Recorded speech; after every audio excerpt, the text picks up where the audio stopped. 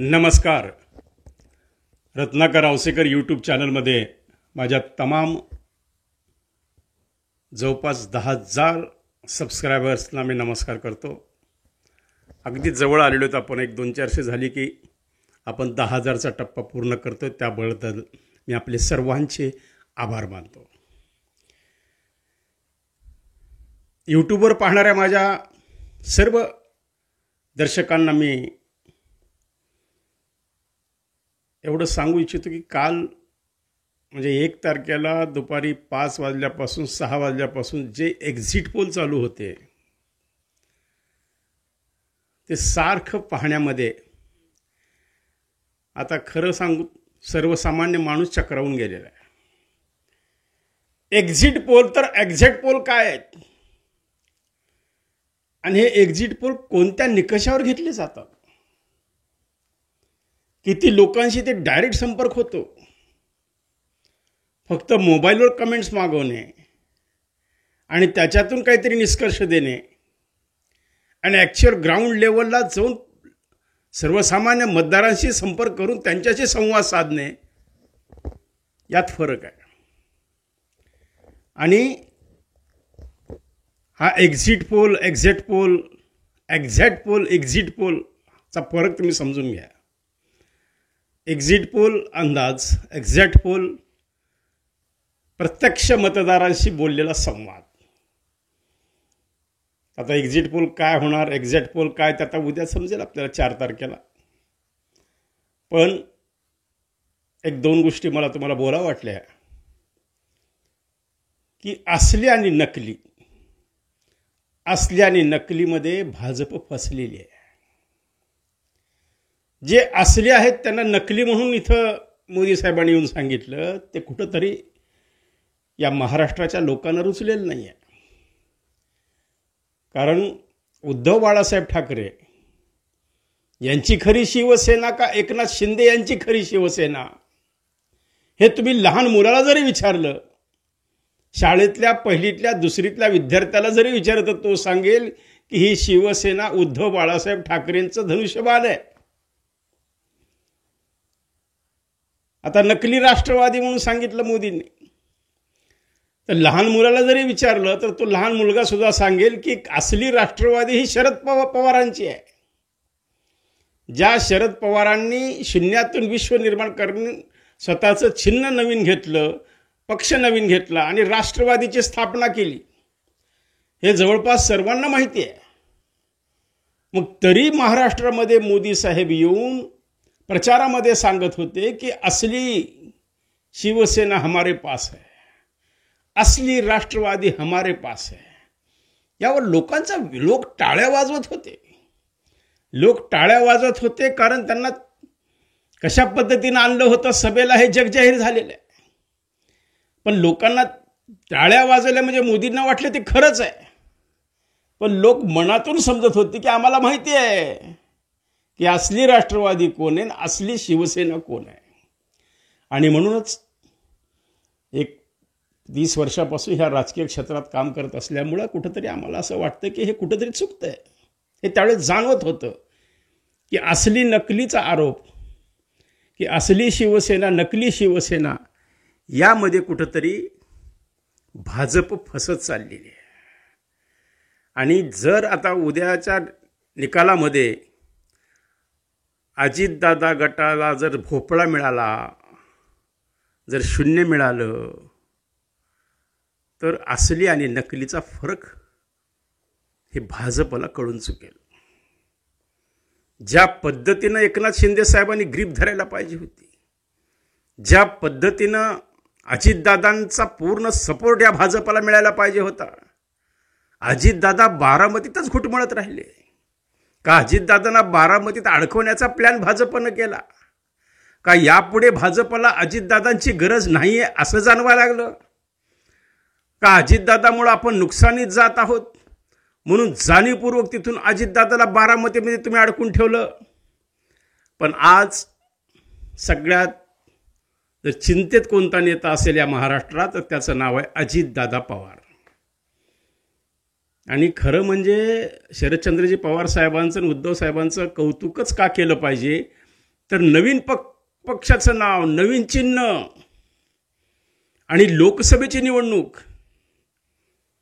हे एवढं सोपं नाही. आज 25-30 लाख लोकांपर्यंत ते चिन्ह पोचवायचं. आता सोशल मीडियाच्या माध्यमातून ते सहज शक्य झालं. एका दिवसात प्रत्येकाकडे चिन्ह गेलं ती गोष्ट वेगळी, पण हेच जर एक 30 वर्षापूर्वीची घटना असली असती तर प्रचंड अवघड गेलं असतं. पण आज सोशल मीडिया आणि टी व्हीच्या माध्यमातून चिन्ह लवकर पोचल्या गेलं, म्हणून आज उद्धव ठाकरेंच्या जागा वाढत आहेत. उद्धव ठाकरे महाराष्ट्रामध्ये प्लसमध्ये दिसत आहेत. उद्धव ठाकरे मराठवाड्यामध्ये जास्त जागा घेत आहेत आणि मराठवाडा हा शिवसेनेचा बालेकिल्ला आहे याची जाणीव उद्धव ठाकरेंना आहे. त्यामुळे भरपूर सभा त्यांनी या ठिकाणी घेतल्या आणि आपलं वातावरण निर्माण केलं. फक्त आमचं एक असं निष्कर्ष आमचं असं आलेलं आहे, मत आलेलं आहे, माझं स्वतःचं मत असं आलेलं आहे की कुठंतरी असली आणि नकलीच्या या प्रचारामध्ये, कारण तुम्हाला भाजपला विकासावर बोलायला भरपूर मुद्दे होते, कारण एवढे सगळे मुद्दे सोडून तुम्ही भटकती आत्मा, असली शिवसेना, असली राष्ट्रवादी, नकली राष्ट्रवादी, असली शिवसेना, नकली शिवसेना, भटकती आत्मा, मंगळसूत्र, तुम्हारी प्रॉपर्टी छीन लेंगे, ह्या ज्या काही प्रचाराचे मुद्दे राहिले आणि यामध्ये नुकसान हे भाजपचं झालेले लक्षात ठेवा. कारण खरं तर भाजपमध्ये अत्यंत हुशार, बुद्धिमान, चाणाक्ष, बुद्धिजीवी म्हणून भाजपकडे पाहिलं जातं. भाजपची प्रचार यंत्रणा अतिशय सक्षम आहे असाही आमचा समज होता. पण ज्या दिवशी तुमची ती जाहिरात आली आणि त्या जाहिरातीवर त्याने बरंच काही परिणाम झाला.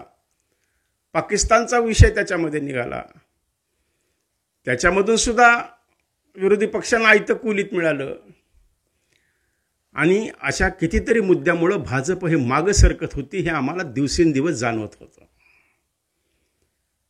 सगळ्यात जास्त जर महाराष्ट्रीयन लोक नाराज झाले असले तर असली आणि नकली यामध्ये भाजप फसली. कारण शरदचंद्रजी पवार साहेबांनी राष्ट्रवादी मोठी करण्यासाठी घेतलेलं योगदान, त्यामध्ये उद्धवसाहेब ठाकरे हे बाळासाहेब ठाकरेंचे खरे वंशज आहेत, वारसदार आहेत आणि त्यांना तुम्ही नकली शिवसेना म्हणतात. हे कुठेतरी सर्वसामान्य मतदारांना रुचलेलं नाही आहे, हे मुंबईकरांना रुचलेलं नाही आहे, हे मराठातल्या जनतेला रुचलेलं नाही आहे, हे पश्चिम महाराष्ट्रातल्या जनतेला रुचलेलं नाही आहे, ते विदर्भातल्या जनतेला रुचलेलं नाही आहे. आणि म्हणून आज जे 50% 50% भाषावर यायला लागलेले आहेत, याला एकमेव कारण असल्या आणि नकलीच्या या वादामध्ये भाजप फसलेली आहे असं आम्हाला जाणवायला लागलेलं आहे. आणि निश्चितच महाविकास आघाडीला या महाराष्ट्रामधून चांगलं बळ मिळतं आहे. आणि आता कसं आहे, जनता आहे आणि हे एक्झिट पोल किती जरी सांगत असले तरी आम्ही ग्राउंड लेवलवर आम्ही काही मतदारसंघामध्ये मी गेलेलो आहे, धाराशिवमध्ये गेलो आहे, मी परळीमध्ये बीडमध्ये गेलेलो आहे, मी इकडं नांदेडकडे जाऊन आलो, मी लातूरमध्ये तर होतोच. तर ह्या ठिकाणी प्रत्यक्ष मतदारांशी संपर्क करण्याचा आम्हाला संपर्क आला तर मतदार कुठंतरी नाराज दिसले. आता मतदार का नाराज आहेत हा विषय चिंतनाचा आहे आणि निश्चितच भाजपचे लोक, भाजपची विचारसरणी, भाजपचे प्रतिष्ठित लोक, भाजप बुद्धिजीवी या सर्वांनी विचार करून विधानसभेला ही जी चूक केलेली आहे तुम्ही लोकसभेला उमेदवार उशिरा जाहीर करायचे, उमेदवाराबद्दल घोळ निर्माण करायचा, त्यामध्ये सुद्धा उमेदवारांना प्रचार करायला वेळ मिळालेला नाही आहे. आणि काँग्रेसनी ताबडतोब आपले उमेदवार जाहीर केल्यामुळं त्यांना 1.5 महिना प्रचाराला मिळाला. त्यांचे 2-2, 3-3 राऊंड प्रचारामध्ये झाले, पण भाजपच्या उमेदवाराचा एकही राऊंड झालेला नाही आहे पूर्ण, असं आम्हाला वाटतं. त्यामुळं कुठंतरी महाराष्ट्रामध्ये भारतीय जनता पार्टीला काही जागांचा धोका होतो आहे. तर ज्या ठिकाणी 3-3 लाख मतांनी तुमचे उमेदवार निवडून आलेले होते त्या ठिकाणी सुद्धा ज्या पद्धतीनं सक्षम प्रचार यंत्रणा राबवायला पाहिजे ती राबवण्यात आलेली नाही असं काही लोकांचं म्हणणं आहे. आणि पहिल्या 20 यादीमध्ये जी काही नावं त्यांनी जाहीर केली त्यावेळेसच आम्हाला कुठेतरी चुनूक लागली की उमेदवार चुकले आणि त्याचाच परिणाम तुम्हाला आता ह्या मतदानामध्ये झालेला आणि त्याचा निकाल उद्या तुम्हाला लागतो.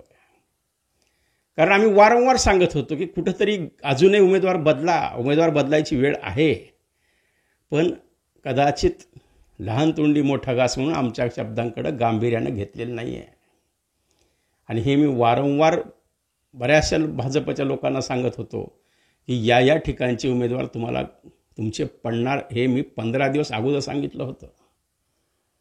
मी आता नाव नाही जाहीर करणार, त्या मोठे भाजपचे नेते आहेत त्यांचं नाव नाही मी जाहीर करणार, पण त्यांच्या कानावर मी त्यांना फोन करून सांगितलं होतं की आपण आपण या ठिकाणी आपला उमेदवार जाऊ शकतो, अजूनही वेळ गेलेली नाही. पण लक्ष देण्यात आलेलं नाही. होय आम्ही बघू, आम्ही प्रयत्न करू. पण ते प्रयत्न करू म्हणता या असल्या आणि नकलीच्या वादामध्ये भाजप फसलेली आहे असं आता सर्वसामान्य जनतेला वाटतंय. आता खरं तर निकाल उद्याच आहे आणि 4 तारखेलाच कळेल. दुपारपर्यंत जवळपास 12-1 पर्यंत सगळा ट्रेंड ओपन होईल. आणि आता लोक काय बोलतात, अहो खाली काही हो, वर मोदी पाहिजे. खाली काही हो, अहो वर मोदी पाहिजे तर खाली यावं लागेल ना. खाली मतदान केलं तरच मोदी येतील ना. तर त्यामुळं जरा थोडंसं अनिश्चित आहे. बऱ्याच ठिकाणी टफ जाणार आहे. अगदी 5-10 हजार 2-5 हजार अशा मतांनी सुद्धा उमेदवार पडू शकतात किंवा निवडून येऊ शकतात. असा एक आमचा राजकीय गेल्या 30-35 वर्षाचा अनुभव आहे. कारण आम्ही पाहिलेलं आहे की अवघ्या 2 ते 3 हजार मतांनी, हजार मतांनी सुद्धा खासदार पडलेले आहेत. 150 मतांनी आमदार पडलेले आहेत. 1 मतांनी महापौर पडलेले आहेत. 2 मतांनी नगरसेवक पडलेले आम्ही डोळ्यानं आमच्या पाहिलेले आहेत. त्यामुळं काहीही होऊ शकतं. आणि अगदी थोडक्या काटेकी टक्कर म्हणल्यासारखं आज या संपूर्ण महाराष्ट्रामध्ये यांनी हे एक्झिट पोल हे थोडंसं तुम्ही बाजूला ठेवा आणि ॲक्च्युअल रिॲलिटीमध्ये उद्या नक्कीच तुम्हाला समजेल की आम्ही जे बोलतोय ते खरं आहे.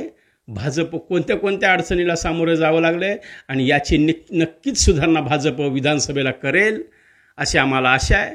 आणि आमचं तर आता स्पष्ट मत आहे की भाजपनं आता स्ट्रॉंग भूमिका घ्यावी. ज्या ठिकाणचे उमेदवार पराभूत झाले त्या ठिकाणचा आमदारांना जाब विचारा की तुम्ही काय काम केलं.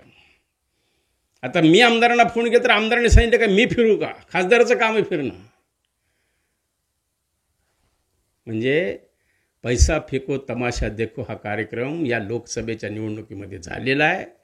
आणि प्रत्येकाने जेवढं काही त्या उमेदवारांकडून काढता येईल तेवढं काढण्याचा प्रयत्न करून आपापली पुढची निवडणुकीच्या खर्चाची सोय करून ठेवली असं सर्वसामान्य मतदार आता बोलायला लागलेले आहेत. कारण त्यांना पुन्हा 2-4 महिन्या निवडणुकीला सामोरं जायचं आहे, पुन्हा काही नगरसेवकांना सामोरं जायचं आहे. मग आपला खर्च कुठून काढायचा. ते त्यांना एवढं एकच खासदार हे वाटतो की त्याच्याकडूनच काही काढता येईल. आणि खासदार तरी कुणाकोणाकडे लक्ष देणार आहे हा एक फार मोठा प्रश्न आहे.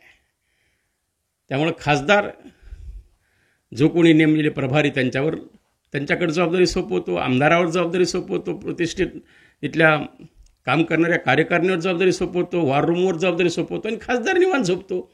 कारण खासदारला वाटतं मोदीची सभा झाली मी निवडून येतो. त्यामुळं काहीही होऊ शकतं असा आमचा अंदाज आहे. पण आमचं एक ठाम मत आहे की असली आणि नकली याच्याच वादामध्ये भाजप फसली. आवडलं तर लाईक करा, शेअर करा, सबस्क्राईब करा. भेटूया 5 तारखेला. आता उद्या तुम्हाला आमचं यूट्यूब ऐकायला वेळ नाही, कुणाचंच यूट्यूब ऐकायला वेळ. उद्या फक्त तुमचं सगळं लक्ष टीव्हीमध्ये राहणार आहे. बरोबर आहे ना. तर 5 तारखेला नक्कीच आपण बोलू. धन्यवाद. जय हिंद, जय महाराष्ट्र. आवाजाचा बादशाह रत्नाकर औसेकर यांच्या यूट्यूब चॅनलला लाईक करा, सबस्क्राईब करा आणि आपापल्या ग्रुपवर शेअर करा. चला आपल्या मोबाईलवर सर्वप्रथम आमचा कार्यक्रम मिळवण्यासाठी सहकार्य करा. Ratnakar Ausekar YouTube channel.